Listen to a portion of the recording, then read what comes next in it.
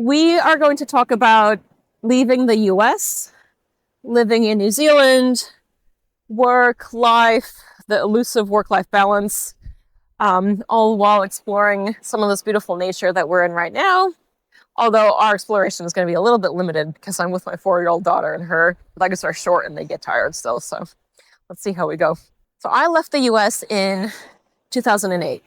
Basically, I had accumulated all of this debt by going to college out of state and getting a pretty run-of-the-mill bachelor's degree. Like, it wasn't anything special. And in 2008, I graduated, and I was faced with the reality of a recession at the time, which my fellow millennials and Gen Xers might remember. And I could not get a job. Someone in one of my last videos commented that receiving rejection letters over and over can really mess with a person's dignity. And I definitely felt that in 2008. I really felt embarrassed because I had accumulated all of the student loan debt, and I was under the impression that by going to college and spending all of that money up front, it would give me kind of a leg up when I went to apply for jobs, and I wouldn't have to start at the very, very bottom, in the same place that people who didn't go to college started. But that just wasn't the case. And I felt so embarrassed that this had happened to me. And I was starting off my adult life on absolutely the wrong foot. So luckily in 2008, through my university, a group of us were able to sign up to go and teach English overseas. You had the choice between Japan and South Korea. I think some other places as well. I hope you can hear me. It's really windy. Oh God, and the waves are going to get me. Oh my God. So I chose to go to South Korea because they were paying kind of all right money. I mean, it was better than nothing, which is what I was getting in the US at the time. And it was sort of going to give me a bit of time to think about what to do. And I had a lot of sort of issues with public speaking and sort of bad social skills in general. And I thought that going to teach these massive classes all day, every day in South Korea would force me to become better at being social. And it did, let me tell you. Because you have no choice. You can't stand up in front of a class of 40 teenagers and just be bad at being social. You have to just get on it, you know? So I did that for a couple of years, and then it was time to move on to something else. Still wasn't ready to go back to the US because I had no idea what to do with my career. I didn't have a career at the time, and I think New Zealand still does this. They had something called a working holiday visa, where if you're under a certain age, I think it's under 30, you can come to New Zealand on this visa and work for 1 year. And I had always wanted to go to New Zealand. I thought it was such a beautiful, magical, faraway place. So I did. Oh, it is so beautiful here. And it's a Tuesday morning, so there's no one else actually here apart from us. Yeah, that's good. Now keep that on the rock while you put your shoe on. Yep, that's it. Yep. So I've been here since 2010, and I started climbing the corporate ladder, as you'll know from some of my other videos, pretty quickly, which, you know, would probably have happened in the US as well if I had just gone back, but I just felt so embarrassed and bad about myself for not being able to get a proper job with that degree that I had. And if my girls were college age right now, I honestly don't know what I would tell them about all that. I don't know if I would tell them that, yes, they must go to college. Plus, the world has changed so much since then. I just don't actually know what the answer is. So after living in a few different places, I've actually lived in 4 different countries, not just visited, but lived. And what I learned is that you can be happy, yeah, you can be happy in many places on this earth, but you can be miserable anywhere. If you're not living a life that aligns with your core values and your core needs, then you can be miserable pretty much anywhere.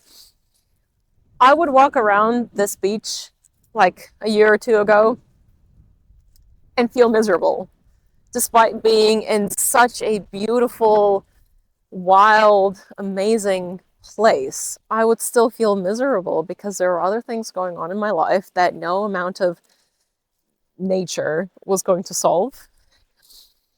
I climbed the corporate ladder pretty quickly, got to a pretty high position, was making a lot of money, and I was miserable. I had a lot of mom guilt. I really reject the idea that work-life balance exists at all for people who work 9 to 5 or longer hours. I think if you are working a 9 to 5 job and you really enjoy that job and you like getting up in the morning to go to the job, and when you come home, you don't really bring the job with you, you can compartmentalize, then the whole work-life balance thing does seem a little bit more attainable. But for the rest of us, it's just not the math. It doesn't math. When I quit my job, I didn't go from doing a 9 to 5 at the office to doing a 9 to 5 playing with my kids and taking my kids out places, right? I spent a lot of time recovering. I spent a lot of time resting, a lot of time processing my emotions, processing what happened, processing what I wanted my future to look like, and just getting into the mental headspace to spend quality time with my kids. It's not always about the quantity of time that you spend with your kids or your loved ones, your pets, whatever. It's the quality.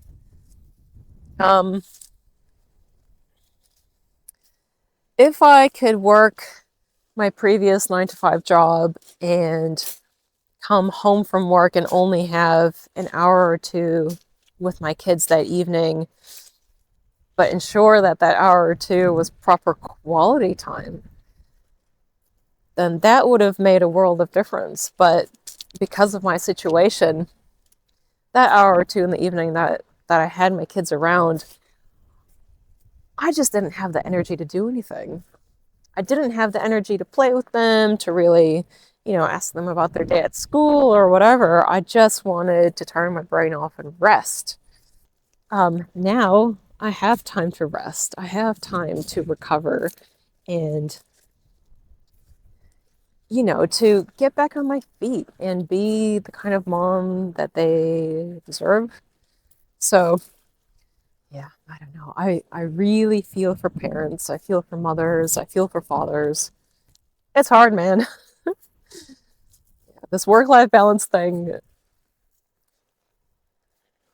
is, for most of us, I think, not attainable unless we make certain changes in our lives. In one of my previous videos, I talked about how work or how your job is not your identity, that you are a much more complicated, multifaceted human being than just your job. And I think that for men and for fathers, that's an even harder thing to believe than it is for women. I think a lot of men wrap up their identity with their job.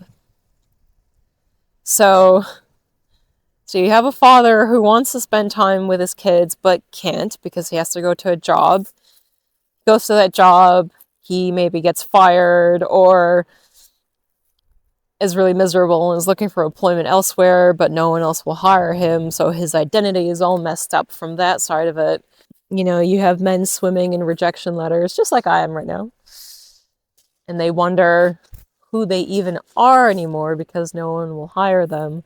Not even for the entry-level jobs that, you know, maybe they would have been doing like 20 years ago.